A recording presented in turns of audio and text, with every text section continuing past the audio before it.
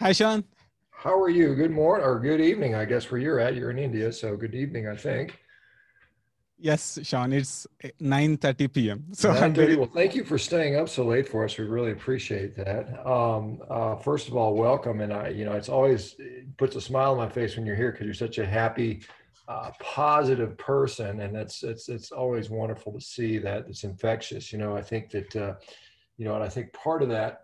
Correct me if I'm wrong, but I mean, regaining your health and feeling better physically just puts a smile on your face, and I think that's an important, just an important thing to say. I mean, the one thing I do want to point out is there are people that would like you to not be able to do that anymore. I think that's an important reason why we need to promote this and understand it, because there are people that would take the smile off your face by making meat illegal or making it very difficult for you to get. And that goes for a lot of the other people that have regained their health and have, just felt so much better and had a better life, quality of life because of being able to have access to this high quality nutrition. All right, that's enough of my lecturing or preaching. BNS, tell us a little about yourself for those that don't know you. And what the heck, and I know BNS isn't your real name. I mean, I'm just like, how do you say the real name just so we know? And then we'll just call you BNS anyway. But tell us your story if you don't mind. yeah, sure, Sean. So my name is BNS Srinivas. So if you want to hear my full name, it is Billuri Nagasai Srinivas, which I'll I stick, think I'll stick to 99. BNS, man. Sorry. Yes, sure. So it all started 2 years back. So I was so fat that I tried so many things to become slim that I tried Japanese techniques, Chinese techniques, breathing techniques, and I ate rainbow colors in my plate. Like I did everything possible. But what happened is that I even gained weight. So I searched. But I believe in constant and never ending improvement. So in that process, I always search for the content. And in that process, I found a channel called Impact Theory by Tom Bilyeu, which you went. So through that process, I found Dr. Ken Berry at first. So after watching the interview with Ken Berry, he said that we should eat meat. That's how we became human. So I got intrigued because I like meat very much. So after that, I started reading books. And in the past 1.5 years, I read more than 330 books regarding health and nutrition. So I gained a lot of knowledge. And through that process, I found the legendary Dr. Sean Baker. So I found MeetRx and I found it very interesting and joined it. And when I came to MeetRx, many people are talking like so naturally. They just want to improve their health. So in that process, they're sharing that I did this and it is working like that, like that. So in January of 2020, you issued a challenge called World Carnivore Month. So I participated in that, and rest is history. Yeah, and since that, I remember you. I remember the first time I think I ran into you. Sent or I learned of you. You sent me like a video of you sitting in a field or doing something. I can't remember what it was. It was kind of a somewhat humorous take on what to eat, and that's how I first I think became exposed to you. I think you were calling yourself something superstar, carnivore superstar or something. I can't remember what it was, but anyway. But yeah, it's been fun. Since that time, since you've discovered this, you've gone on to be quite vocal in India, which is not known for a country of a lot of meat eating. I mean, it's obviously known for vegetarianism, and I know there's prohibitions on meat eating in certain provinces. In fact, most of them, if I'm not mistaken. Thinking of you, I had a big rack of lamb ribs this morning. I was thinking it's something that you might be sometimes have access to there. And so Yes. let me ask you about what has been the reception to this carnivore way of thinking in India? Can you talk a little bit about that? Yeah, sure, Sean. So surprisingly, I got huge response. I did not even expect that much response. It shows that people are unhealthy. So I have been interviewing world experts like you on my channel BNS Goku Grade, but I did not intend to start a channel in my Indian language. So I did not started it. But after watching so many videos on Indian YouTube channels, they are saying that vegetarianism is the best diet ever, and if you eat, everything will be solved. And many people are even saying that if you can eat this leaf, you will be living more than 100 years old. So like everyone is talking like they're experts. So I decided, I got frustrated. Frankly, I got frustrated and I started a channel. And I'm very fortunate that within 50 days, I got more than 100,000 subscribers. And now I am more than 240,000 subscribers. And many people, like, I uploaded video called how I lost my weight without exercise. And many people got interested. Now it has near to 900,000 views. So I became viral in southern part of India. So many people started my diet. So that's how it started. Yeah, that's amazing growth. I mean, I mean, like I said, I've been on YouTube for several years now. I think I'm still like 75,000 or something pitiful. But I mean, I think there's some algorithms where I think I've been sort of shut down on a number of occasions. So I think they do it. But I mean, it's interesting, because you've got such a huge population in India, and the health of India the Indian population health has declined significantly. And I think you were affected by it, and probably many people are affected by it. Metabolic syndrome, diabetes, cardiovascular disease, for a country that, basically has, and I know they talk about, well, not everybody's vegetarian, but they still have some of the lowest meat consumption per capita on the planet. I think next to that is Bangladesh might be the only country that eats less meat than India per capita, at least based on statistics that are, I think reasonably accurate. But I mean, and obviously you say this is the same thing. I mean, we see these people that, there's all kinds of illness, and then there's every kind of crazy scheme, take this supplement, take this, eat this magic berry, eat this magic leaf. That's got to be the key, and you look around and you're like, well, if the key is to eat some magic supplement or berry, when did humans have access to that through most of our journey before we were sick? And the answer is we didn't. I mean, clearly we didn't have that. What has been so let's just talk about this. So you've had a lot of people that have uptaken the diet. Does meat work in India, or is it just, because I mean, there's people say, well, certain climates in India being, kind of either tropical or subtropical, I guess, depending on what part of it is, if my geography is correct, it may not work there because, if you come from a tropical environment, you should be eating lots of fruits and vegetables. And if you're A type, blood type, blah, blah, blah, which I think is all nonsense. But does meat eating work even for people in India? Of course. And before that, Sean, that's why India is a diabetic capital of the world. We can say that.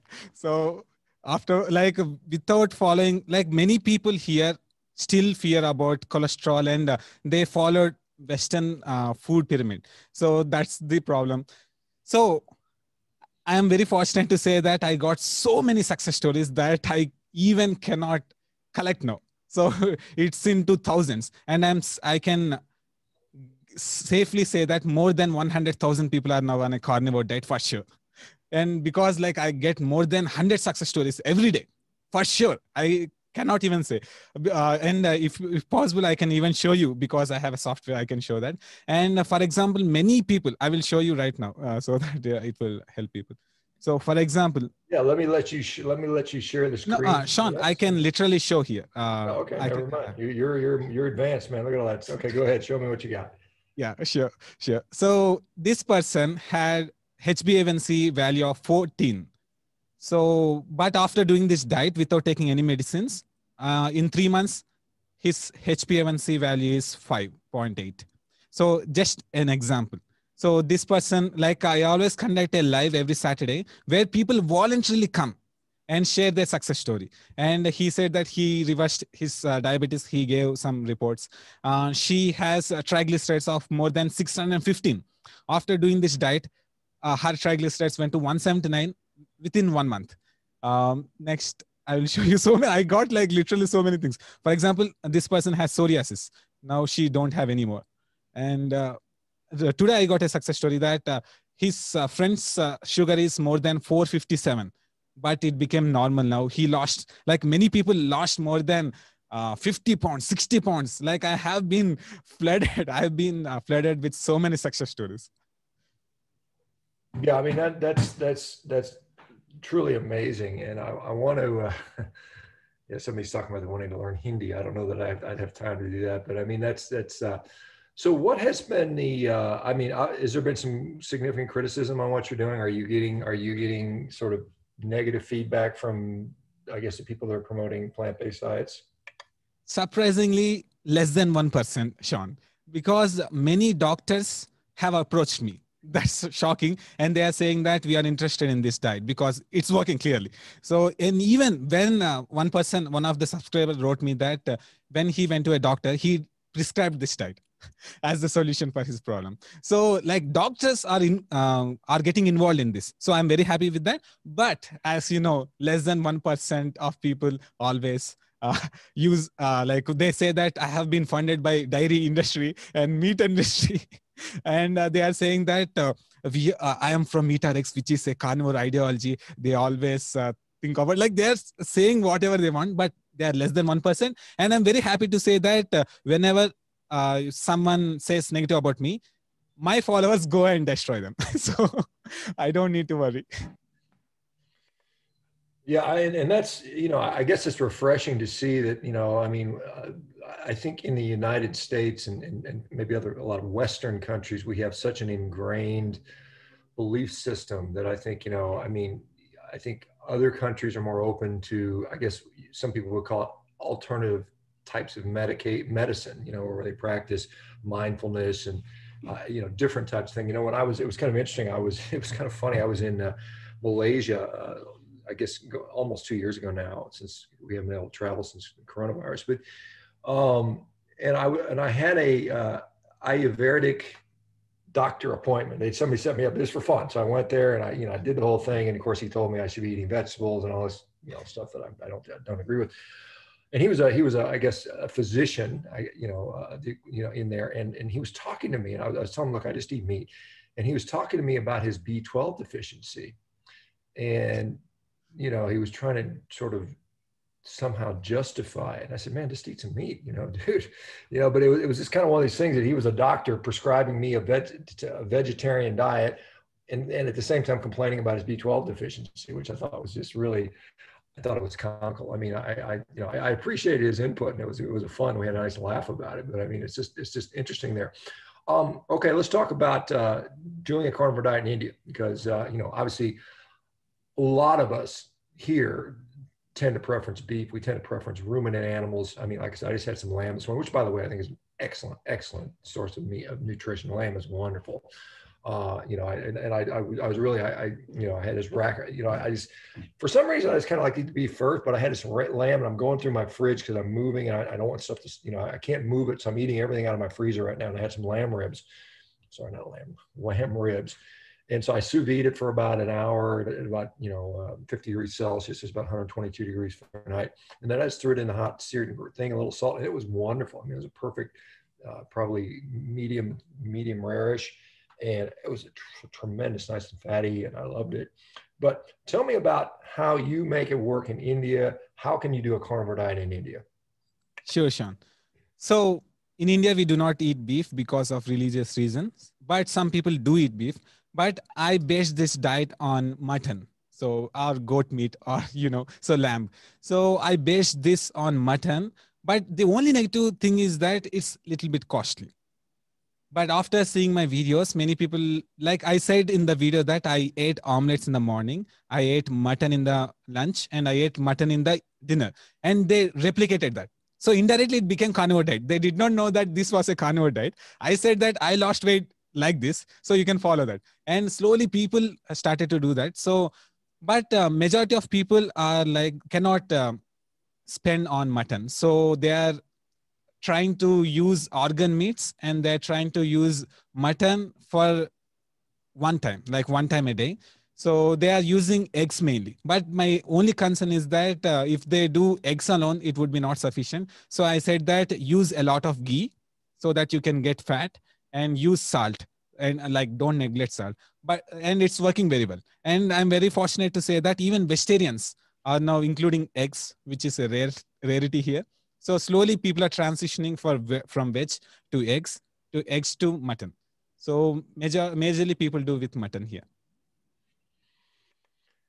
Yeah, and I think, like I said, obviously, I think that it's just wonderful that they have a mechanism to do it, and I do think you can do it pretty much around. And cost is obviously a concern in much of the world. I think we're very fortunate in the West to be able to afford, a lot of meat. That's not something the world has access to.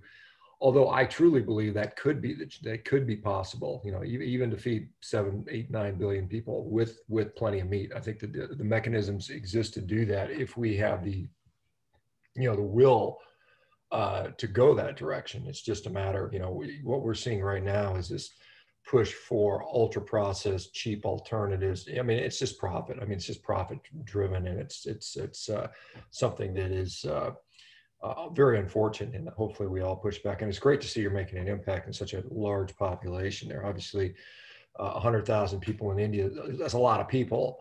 I mean, there's still another, you know, 1.3 or soon to be 1.4 billion to go. So you got to keep, you know, doing that. Let me ask you, as far as when you see, what are the common sort of, you know, biggest concerns about people going on the diet, and how do you sort of, what resources do you have? I mean, do you reference MeatRx ever, or what do you use to sort of help, you know, instruct people? Yeah. I know, I mean, and I don't know how many people speak English that you deal with. I don't, you know, I assume most young folks in India can speak English, would be my assumption, where the older populations and maybe the rural populations stick to their, you know, the more traditional languages. But tell me about how do you go about educating people? Yes, Sean. So first of all, people fear a lot about cholesterol.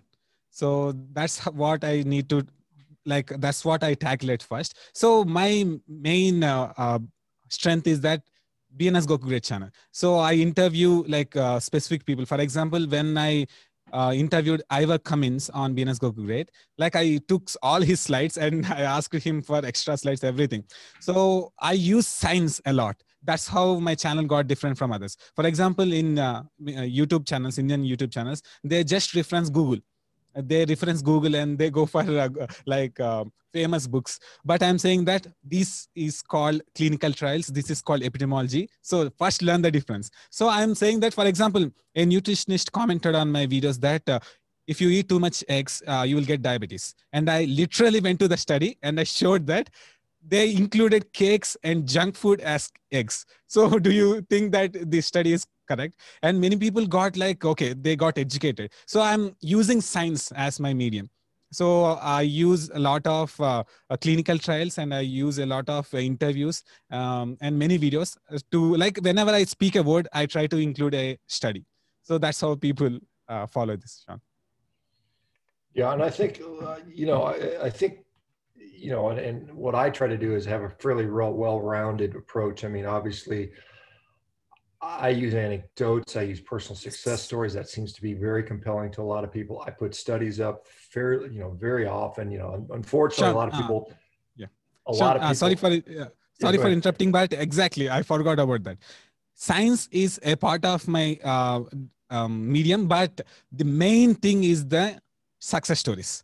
Like whenever, like I always conduct a live every Saturday, and people themselves voluntarily come and share their success stories. So after, like, for example, from a kid to a 70-year-old, everyone, like, they even cry in my lives that their life got saved. And after watching that, many people are willing to do the diet. So exactly, success stories played a huge role. Yeah, and I think, you know, as much as the people criticize them, they are incredibly influential. That's why I always encourage people to share their stories online, whether it's, you know, contribute to MeatRx in our sort of archive of hundreds and hundreds of these, or you know, making or whatever channel. And it's really important. But, you know, like I said, the science part obviously has a role. There's people that want to see science. You know, obviously we're trying to fund a large study to sort of further you know, impact people.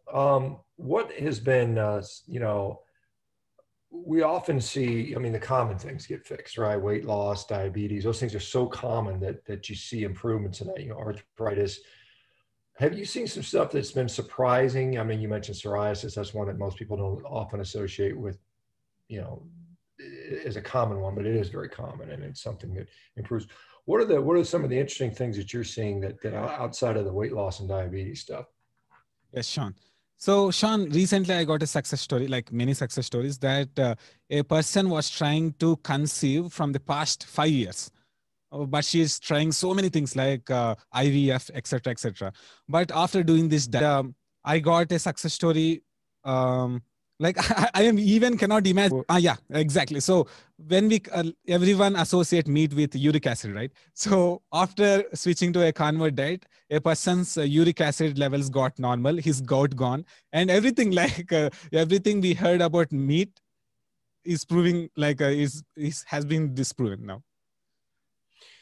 Yeah, interesting. Just interesting about uric acid. There's a monitor that's out there that's once a year and kind of sit there and go, okay, we're going to base our whole life on a once a year test, which on something. When you guys get someone started on the diet, are they having a lot of people that are having trouble adapting? I mean, I'm just wondering what the.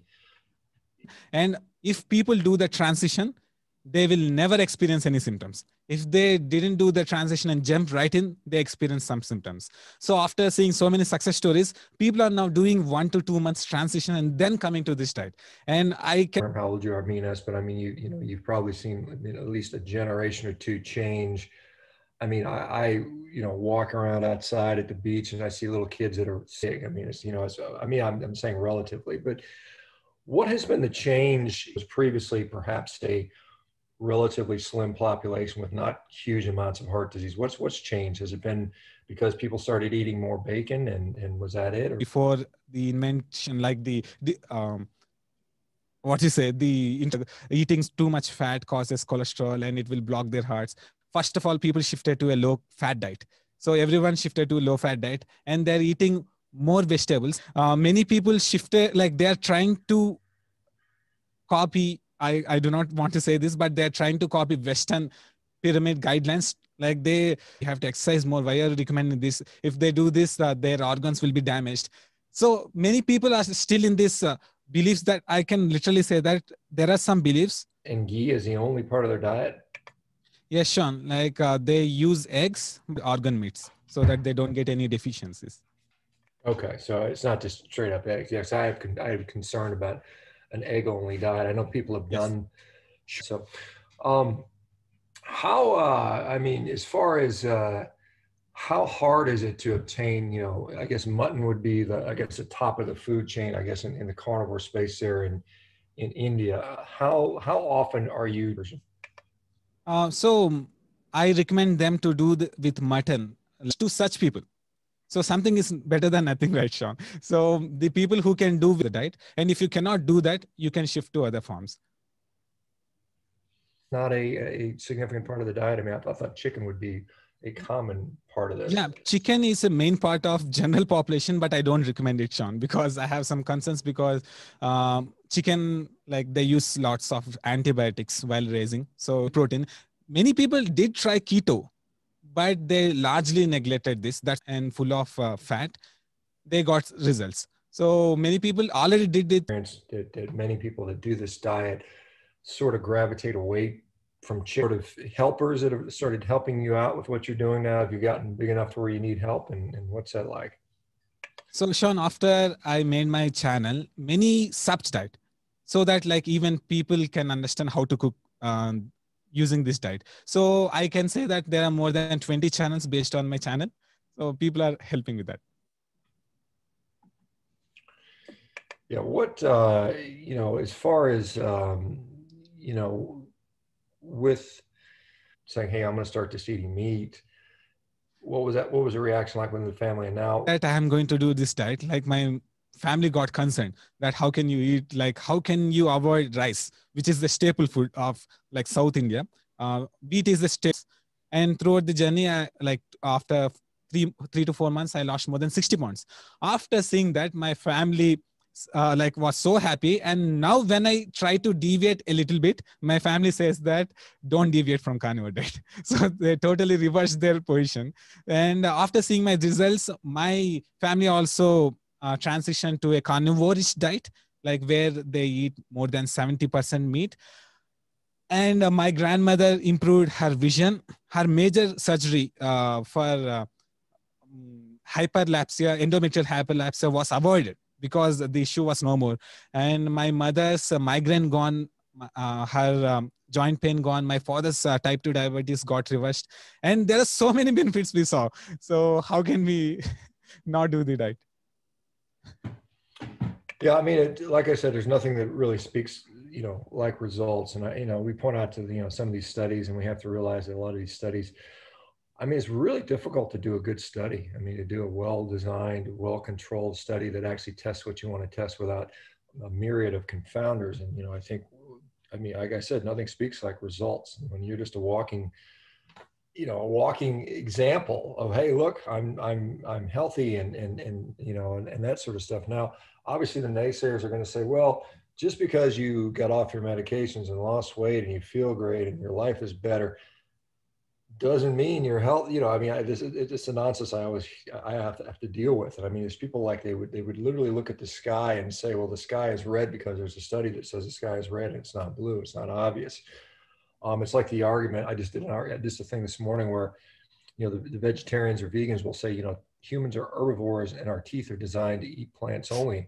And I said, well, that's strange. Why am I able to eat a nice, lamb chop and, gnaw on the bone? I mean, it looks like it works pretty well to me. Are you getting, I mean, is there much of a vegan push in India? Is there much of that, or is it, one of the thoughts is most people that are on plant-based diets in the world, this is worldwide, including all developing countries, are not doing it by choice. I mean, if they could get an egg or a chicken or, or some milk or anything, they're desperate for that. But what is the thought around vegetarian veganism these days in India? So India is into flexitarianism, which means it's moving towards vegetarianism. So many people, like, there are so many YouTube channels. You cannot even imagine, Sean, that there are so many vegan channels. Literally, like, they're proclaiming that if you eat this leaf, your diabetes will go in one night. Like, they're ridiculously saying whatever they want. And fortunately, many vegans approached me after I made this channel, and they are saying that we are experiencing these problems in our health. Can you say how to adjust our diet? And I said, add eggs. And they added the eggs. So they are experiencing the results. So, and the city where I am from is called Hyderabad, which is called vegan capital of India. So you can imagine, but I think people are not fools. People are very smart. In my opinion, it's correct, because people will try everything they see.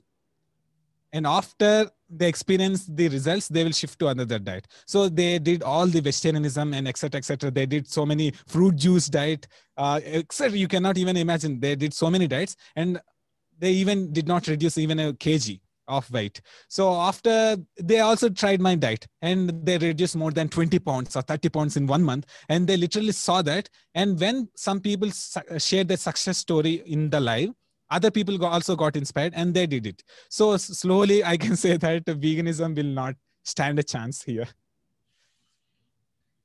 Yeah, that's, I think that's, I agree. I think veganism is not going to take off worldwide. There's never going to be a large population. There'll be a small percentage that does that. I mean, most people that do it see their health, fail, or for whatever reason they quit. We know that the vast majority of them quit. I think there's 5 times as many ex-vegans as there are vegans at any one time. I think the problem is, the push for less and less meat consumption driven by corporate interests and centralization of food production. I know in India, I think there's some issues with the farmers and stuff like that. Can you speak to what's going on there? Yeah, Sean. It's related to market prices. So it is not related to meat. So the government decided that they will also allow private parties to contract with farmers. So, like, farmers are fearing that their minimum support price, which is offered by government by default, will be reduced. So it's related to another, but not about meat. Yeah, okay, and that's interesting. Many people don't realize this, but India is a huge exporter of beef. Yes. I mean, they export a lot of meat. You've got one of the largest, in fact, you might have the largest herd of cattle in the world. I mean, there's 200 plus million, maybe 250 million head of cattle in India. How is that sort of viewed? I mean, these animals are considered sacred for religious reasons, and yet, you're shipping them off to, I don't know what countries to be slaughtered, probably other parts that are nearby. Where do they, how do they fall? How do they feel about that? Yeah, they don't feel anything because they don't know that it's the position. So many people try to be right in their own sphere, but they don't know that it is happening. So it's paradox. So we cannot say that, Sean. So the people who study economics know that beef, like India exports one of the like highest quantity of beef to the other parts of the world. But many like common people do not know about that. Yeah, and what and disturbingly, I've seen some news reports of people being killed for either selling meat or transporting meat, and I don't know which. It's certain, maybe Yes. it's isolated to certain provinces. What's the story with that? I think there's some religious implications, I think, with that. But is that really still going on with people being murdered for transporting or dealing in beef? Yeah, it's called cow vigilantism. So like there are some people who like they are so much so religious that there has been some instances before, like there were so many cases before, but now fortunately it's not happening anymore. So government has took some right action regarding that. And then you mentioned dairy. You mentioned ghee. Obviously, ghee comes from, for those who don't know, ghee is basically clarified butter. It's got the milk solids that have been removed, and so it's actually a very good cooking oil. It has a huge smoke point. It's outstanding for cooking in high heat. But and I've got some, I think here I've got some. I'll show you BNS. I've got some ghee right here. You see that? There's ghee. I got some ghee right next to me. I'm staying in the kitchen, but so I do cook with that. But dairy, what's the story on dairy with regard to the carnivore diet? There's people that do not do well with some forms of dairy. Ghee being often well tolerated for people that don't tolerate other like milks and yogurts and things like that. But how do you handle dairy in the context of this diet? Yes, Sean. So after reading your book, I found that ghee is one of the safest dairy products out there. So I said that you can use ghee or butter and or cheese, but I don't recommend them to drink milk because of the lactose and everything. I don't recommend people to drink milk, and they can only use this. So they're doing like they can make so many recipes with cheese. So that's why I left it, because when we say that stop eating rice, stop eating sugar, stop eating vegetable oils, people may get concerned. So I said that do strictly for the first 30 days.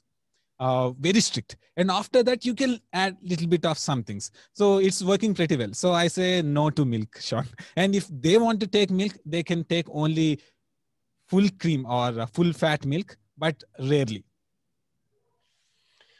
Okay, so the one of the major concerns, we talked about this cholesterol. I mean, and there are people that are terrified about high cholesterol. And I think justifiably so, because the media has been so.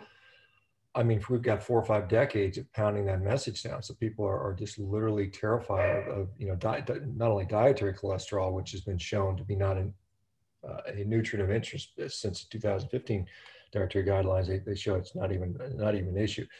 One of the distinguishing factors, plants don't have cholesterol and animals do. So if you eat any plant food, you're getting no cholesterol, which some people would say is a problematic thing. You need cholesterol in the diet. But the lipid, lipid panel, the cholesterol, I not infrequently see people's cholesterol go up, particularly LDL cholesterol going up on this diet. Sometimes it doesn't, sometimes it goes down, but not infrequently it goes up, and people are concerned about that. So how do you allay those concerns, or how do you address those concerns with people? And I realize you're not a physician, and I know what I typically tell people, but I like to see what the experience is in your sort of neck of the woods, so to speak. Sure, Sean. So first of all, I made a very big video about cholesterol in my language, more than 40 minutes with all the evidence possible. Like I read so many books on cholesterol for that, and I gathered all the information, and I explained the 5-layer story that even LDL is also not bad unless it's oxidized. So I tried my level best with that. And second thing is that I always say to take blood reports before doing this diet, so that they can literally see the change. And after doing this diet for a month or two, they are seeing that their triglycerides are decreasing rapidly. For example, a person got more than 900 triglycerides, and her triglycerides went to 150. Yes, 150. So this is what happening. And they are seeing that their LDL is rising a bit, but also the HDL. So I'm saying that follow this triangle. If your triglycerides got decreased and your HDL increased, then you don't need to worry. But people are trusting it.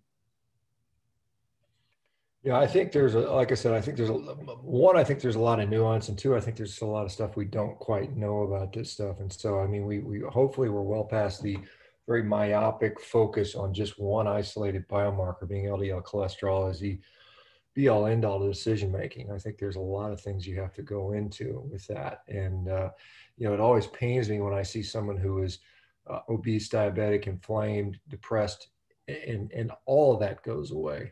Everything becomes normalizing. Their LDL cholesterol goes up and their doctor berates them and tells them to stop eating their diet, go on a low fat cardboard diet and take a statin. I mean, I think that to me is truly a disservice. I mean, we should be more curious about that. Hopefully, like I said, I know there's some folks that are looking into that research. Hopefully that'll start happening soon. You know, I suspect there'll be a lot of blowback and pushback. You know, this is what we see. You know, when research comes out that goes counter to the narrative, we saw this with, like, say, the Nutrix study that came out 2019, showing that after the largest review ever done on red meat, that there's no strong evidence that shows it causes heart disease, cancer, really any other disease. You should keep eating it. They were literally sued. I mean, the vegan pushback was to sue the FTC or petition the FTC to retract these articles. So even if you produce high quality data in science, you're still gonna see this narrative. I mean, we're still literally. I mean, when it comes on the environmental side, we're still hearing numbers that have been debunked about cow emissions. You know, and this is from 2006, and they're still quoting these numbers that have clearly been changed and debunked. And you know, but we don't go away from that. So it's a lot of marketing, and whoever has the most money and the most to gain from that is what we're doing in there. Have you seen any support from? I mean, I would imagine, you know, like me. I mean, I often get support from ranchers because they appreciate me getting a message out that beef is healthy, and I try to support those guys. I mean, likewise, do you have any folks in the mutton industry in India that's saying, "Hey, good job," or "We like what you're doing," or what's been the response from those guys, if any? Not yet, Sean. So surprisingly, I have been getting so many sponsorships from vegan companies, so I'm not accepting them. So I think they did not see my channel or something, but they're saying that if you promote our pill, like vegan pill, yeah, we will provide so many sponsors. And I said that no. So meat industry did not approach me yet. And I'm doing it for free, Sean. Like whenever, if I include any kind of sponsorship, people will think that I have I got sponsored by some people. So I always like to I always show the information for free, and all my videos are free. And even if some people ask for any details, I always conduct a live every Saturday so that people can literally ask the questions in front of me. They can video chat me on live. So if I include any kind of sponsorship, the whole message can get disturbed here. Yeah, it's interesting. You know, like I said, I mean, we have it's interesting. The meat industry is about a $1.3 trillion industry. So there's a lot of money in meat. I've got nothing from these guys. You know, I'm literally doing, I would say I'm doing the marketing job for them, you know, and it's one of those things I'm like, hell, you know, I mean, it would make my life easier if they, you know, were to sponsor some of that stuff. But I mean, you know, it's surprising because we hear all this stuff from the vegans out, you're a shill for this industry, or, you know, yeah, you're just, you know, you're whatever. And I'm like, man, I wish, but it's not happened. You know, like I said, I mean, I've even sort of reached out to them to get support for studies and stuff like that. And we still don't see any stuff like that. So yeah, I mean, it's Brett is talking, we got some free salt, you know, as a car before. So yeah, I mean, if that paid your electric bill, that'd be great. But you know, a little bit of salt doesn't really do that. I mean, you know, I will be fair to say that I do get some meat from different ranchers and stuff, but I mean, that's not the beef industry. To be clear, the beef industry is really not the ranchers. The ranchers are kind of the little low men on the totem pole, unfortunately. And I think that's something that hopefully we can lift these guys up and support these guys directly, because as we centralize our food supply further and further, we have less choice. You know, we have what they're going to feed us, and if we don't have a very diverse, localized food production system, then we are subject to whatever, you know, Bill Gates or whoever, you know, or whoever the equivalent it wants to feed you. And it's going to be something that's going to make them the most money, which almost always means compromise to your health. You know, they can make it taste good, right? Okay. What about sugar consumption? Is sugar consumption a problem in India? Yes, of course, Sean. They love sweets and sugar, so they cannot even eat a meal without sugar. So there's this habit that after eating a meal, we have to eat some sort of sweet, like some sort of fruit.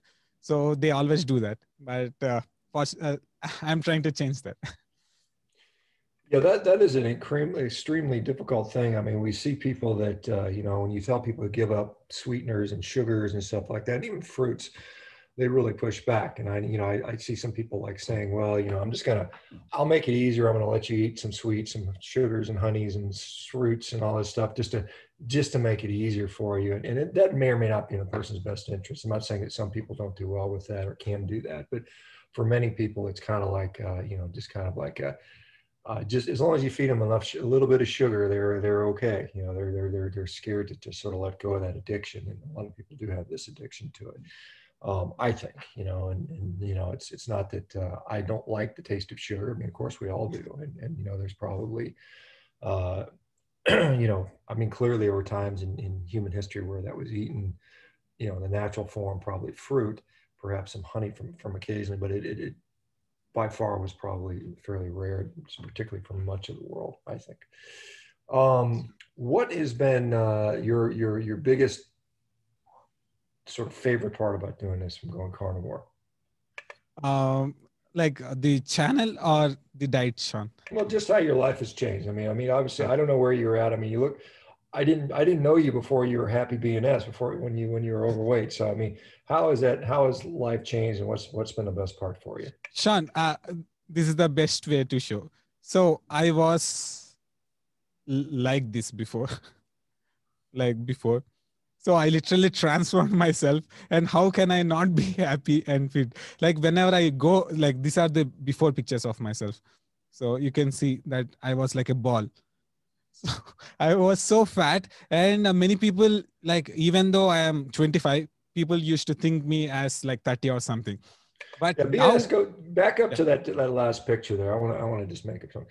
So in that picture, you're comment you were so fat and you're like a ball. This is, I mean, considered easily normal in the United States. This is not even something that anybody bat an eye at. I mean, this is something that I mean, it's probably even a little bit on the thin side for many Americans. I mean, that's a normal looking American by far.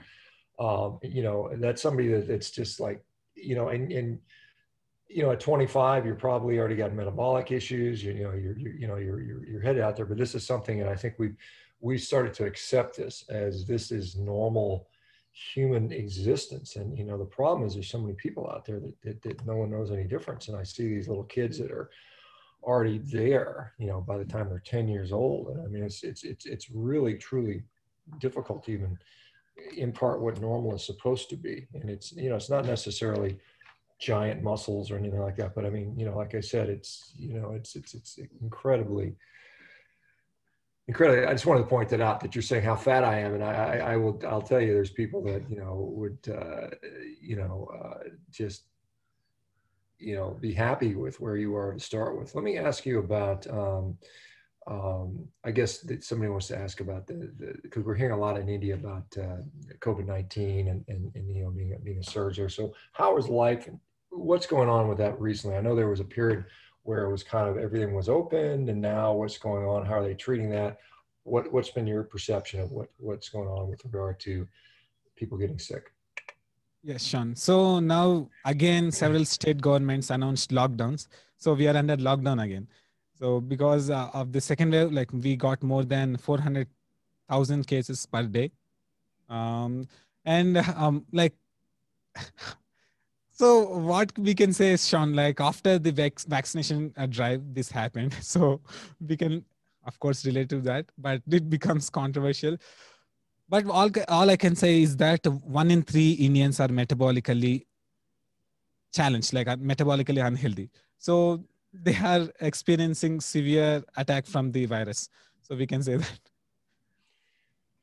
Yeah, I don't know what the answer is. I know in the United States there was a study suggesting 88% of us were metabolically unfit, and clearly, I mean, there's just the evidence is overwhelming that people that are metabolically unhealthy, whether they're obese or diabetic or pre-diabetic or whatever, are more susceptible to not just COVID-19, but any sort of illness, whether it's respiratory illness or not. And yet that's largely ignored by, as a treatment option. And the answer often people give is, well, we tried and no, we can't stop people from eating this way. And I point to this anti-smoking campaign that occurred in the 1970s in the United States. We brought our, 1954, I think we peaked our smoking in the United States was 45% of Americans were smoking. Today it's around 14%. So we've made a massive reduction through focused government efforts. And I see a huge opportunity for the same level of urgencies or messaging, whether driven from government agencies or large private companies, to do that, and yet that's not happening. Are we seeing any significant recommendations from the Indian government regarding less lose some weight, less get outside and be healthy, less eat right? Do we see that as a regular feature, or is it just more lockdown and that type of stuff? Yeah, people do talk about the nutrition side, Sean. But what happens is that many people think that they need to be very healthy. That's why they're drinking turmeric juice every day. Like they literally mix turmeric in water and they're literally drinking oxalates all in their body. And people are doing all the exact opposite things. For example, they are trying to eat less meat. And they're like, I have seen some guidelines. They mentioned that don't eat mutton because it's high in fat. So like there is, we cannot trust those guidelines. So and that's the situation, Sean. We cannot comment on that also. People are recommending to eat an egg, but they're saying that you should not exceed 3 eggs per week. So what's the logic in that? Yeah, that is a problem. When the nutrition is wrong, you kind of have problems with that, or at least in my view, the nutrition advice has been wrong. Turmeric is just drinking that is just doesn't taste good. I mean, it's just awful. I mean, it's just like, why would you want to, why would you think that's good for you? I don't know. BNS, we've gone through an hour. It's kind of flown by. It's great to catch up with you. We always love it when you're in the chat. I always have a good laugh when you're here. Tell us, there may be some folks from India listening about your channel in I guess it's in Hindi, or tell us where people can go to find more of these stories, if there's any English sort of language stuff that might be of benefit. Sure, Sean. So before this, I just want to thank something. I really want to thank you because I always say you are the tree and we are the fruits. So that's for sure. And you're awesome.